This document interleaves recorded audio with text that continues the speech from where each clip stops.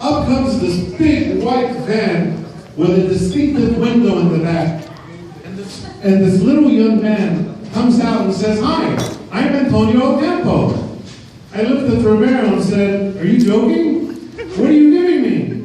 He says, No, he's a small guy, he's okay. I said, he might hurt himself. He says, No, you can trust me. I said, "Can he carry material?" He says, "Don't worry, he's a good guy, just try it." I looked at Antonio and said to him, "¿Tiene herramienta?" He said, "Sí, tengo todo." I said, "Okay, show me." So he goes to his van, he takes out pizzas, desarmador, and martillo. Seriously. I said, "This is in 1991. I said to him, "What if you need a drill to make a hole?" He says, "No problem." He took a screwdriver, he put it on top, and he hit it. Very good. I said to him, "Do you have a ladder?" He says, "For what?" I said, "We have to go to the second floor roof." No problem. He went up on the roof, he tied an extension cord around his stomach, and he was going to hang down. I thought he was crazy. But later I learned that this man had a family, and he had to feed them, and he had to take care of them. And all he knows is that family. I said, "Oh." So when he put on this extension cord, I got really nervous. I went to my boss, I got the Home Depot card, we went and we bought material and we bought tools, and I bought him a ladder. And I said to him, "Don't you dare ever do anything that's not safe. We're not in Mexico, we're gonna go." No, I was worried about him. He wanted to impress me. This Mike doesn't want to impress me. But he wanted to impress me, he needed a job. Okay. So, we went out every morning, and we worked like dogs. I learned so much from him. I learned how to do plumbing. I learned everything. I didn't actually do it myself correctly, but I watched. I could tell people how to do things. So, we had this beautiful team, Patron and Antonio. Anyway, every morning, we went and we would work, and we became very close. We spent a lot of time together in the truck, and in hotels. And we had many, many crazy experiences. I'll never forget when we went to Indio, and there was about 200 trees, 50 feet tall. And we had to take them down, and the police came and put guns on us, and they were scared. And poor Antonio and Reynaldo, they thought they were going to Mexico that day. I said, "No, I'll take care of it, just calm down." And then you have all these drunk people, we're cutting down the trees, and this drunk guy comes out and he's crying, "Mis árboles, mis árboles." I said, "Relate." I gave him a few dollars, we got him a bottle of wine, and we got rid of him. I'll never forget the time, the boss I worked for owns this mountain in Moore Park, and we had to cut down the grass. I'm a city boy. I don't know from these things. The mountain is like this, and Antonio and Ronaldo are standing and they're playing in the mountain. And I'm ready to fall down all the time. And he says to me, "This is the way in Mexico. We play like this." I said, "I'll never go to Mexico again." It was very scary. I remember when we used to go to Palm Springs, and one time it was 120 degrees outside, and I was smoking a cigarette, and he's sitting next to me, and I had all the tarps in the back, the covers, tapones, pintar. And I'm smoking my cigarette, we're on the freeway, we're dirty, and I flick out my cigarette. And we're driving. Antonio's laughing, he remembers. And we pull off the freeway, and we hit the Home Depot, and the man looks at me and says, "Hey, compadre, tienes fuego." He thought I was a Mexican too. My cigarette went in the truck, and the whole thing was on fire. Poor Antonio. Poor Antonio. I was always big and fat. He ran, and he jumped, and he stepped on it, and he's burning his feet. And it was all in a day's work, and he never complained, and he never got me in trouble. And whenever I did something I shouldn't have done, he went back and he fixed it. So my boss would come and say, "Very good, very good." I got to know this man as a good family man, a wonderful husband whose first priority was his family and then his job. A man that cannot do enough to make sure that his children did not grow up in drugs and gangs and violence. A man who worked day and night to provide for his family. I'll never forget, we were in Palm Springs and we were working together with him and his cousin Ronaldo, and we had to leave at 3 o'clock. But then the owner came and he said that we needed to stay much later. And poor Antonio looks at me and says, "Yo, it's my anniversary tonight. Teresa making dinner. Camarones al diablo." I got scared. I thought he was calling me names with Satan. I had no idea what this word. I said, "Okay, I'll get you back as soon as possible." Poor guy got home at midnight. Teresa was asleep. But he ate his camarones. He won't give them up. I'll never forget. To make this story a short one, Antonio and I became like brothers. Even after they moved back to Cuernavaca, La Ciudad de Eterna Primavera, we can still be in touch. I would call him up every so often and check in on him and check on his family. I never lost touch with my buddy from Cuernavaca. Imagine my delight when one day he came to visit me about 12, 13 years ago and told me that now he lives in Las Vegas and he's a pastor.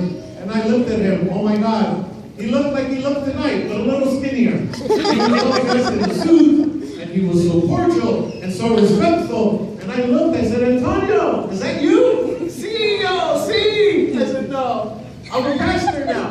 I said, "Okay, I'm a rabbi." Very good. So it was about a few months later, and I would give him a call in Las Vegas every now and then, and I would call him up, "Antonio!" And he would yell, "Joe!" And that's how we started, like two lunatics. That's the way we always were. One day I decided to go to Las Vegas. I didn't like to gamble, but I wanted to see Antonio. I wanted to see what he was doing, what his family was like. The kids were older. I missed him. So I called him up. I said, "Antonio, I'm in Las Vegas." He gave me directions to his house. I had to call the police to take me there because I was scared in that neighborhood. And I walk in and I sit down, and he shows me these 20 or 30 buildings, and he lives in one of them, and he does all the maintenance for a friend of ours. And then I see this guy who looked like he was drunk, and he was coming in their house. And I said, "Antonio, who is this guy? He's a drunk." He says, no, it's my brother-in-law. Who is I said, "Okay, good." I said, "Antonio, I have a job for you. Come back to LA, please, bring the family." He says, "Let me think about it." Calls me up, a couple weeks later, "Yo, we come to LA." I said, "Orale, very good, I'm happy." So the next thing I know, if anybody ever watched the Beverly Hillbillies, anybody? Yes. You remember how they drove on the truck? So this man here, he had his van, and he had a trailer, and he had the couch, and the chairs, and the table, and the underwear, and everything on one car. And he was driving, and Teresa was on the side, and I think Ricky and Ruthie were pushing the van. From Las Vegas. And they came here. And the next thing I know, he says to me, "My son Ricky, he's in San Diego. He needs a job too." I said, "Of course." I don't think there is one family member from the Ocampo and Marquina family that didn't work for us at one time or another. Everybody. Teresa worked for us. Ruthie worked for us. Junior still works for us. The entire family, God bless them. Raul, Gabriel, Hilly, everybody. They don't know me. I don't remember them. They come to you, "Oh, remember me?" "Yeah, sure." Let me find my place. Here we go. Ay, faltan como 3 horas. Can you imagine how we get any work done? Nothing. Poor Renee does all the work. Okay, so why am I telling this story? Really, it's all seriousness for one reason and one reason only. I'm telling this story for you and for your parents. And you have to know, when you get married, I've been married 33 years now? 33 years. Antonio's been married like 130 years. No, but seriously, when you marry somebody, and you marry a good person, you don't just marry the person, you marry that family. When this man came to work for me, all I saw was his dad. I saw the heart. I saw the love. I saw the honesty. I saw the loyalty. I saw the closeness. I saw what a father he was and what a son he was to his parents. And there's nothing he wouldn't do for them, and there's nothing they wouldn't do for him. And at the same token, I don't know you. I never met you. And I never met your parents. But I can tell you more about you than many people can without even meeting you from him. The minute he said to me one time, Joe, I met a very nice girl from church. I said, yeah. You meet all the girls in church, and those are the ones that maybe you should not meet. You should, no, this one is very special. I said, okay, let's hear some more. And he says to me, she has a family, she has sisters and a brother, and she's a very serious girl. First thing I said to him, does she have a job? I said, good. I said, is she legal? He says, yeah. I said, good. No, but seriously, from day one, he would talk about you with such respect, such love. Honestly, for the last month or two, Ricky doesn't do any work. All he thinks about is you and his wedding. And you know what? I text him sometimes, and I tell him, Ricky, you forgot this, and you forgot this, and you forgot that. I'm sorry, I'll come right back. I said, no, go take care of Keyla. Go be with Keyla, because that's where you're going to be fine. But seriously, the two of you are going to need her family on your side. Because when she gets upset with you, they have to be on your side. And you have to be close to them, because when he's not behaving himself, they'll put him in his place. And that's the way it works. I've been married 33 years, and my mother has never stuck up for me. Even if I was right, she would tell me I'm wrong, and she would tell her that she's right.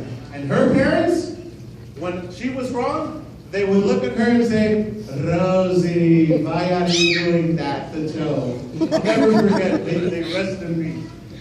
My blessing to the... My blessing to both of you in the name of Abraham, Isaac, and Jacob. I'm allowed to say that. I'm Jewish, but... Amen. In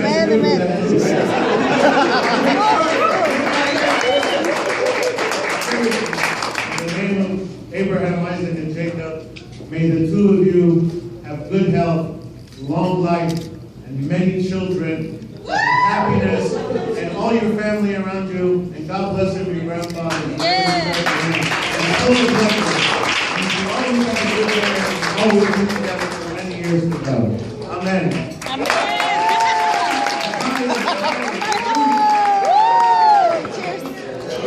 Salud. Cheers. Ay, ay, dobra na. Salud. Salud. Thank you, everyone.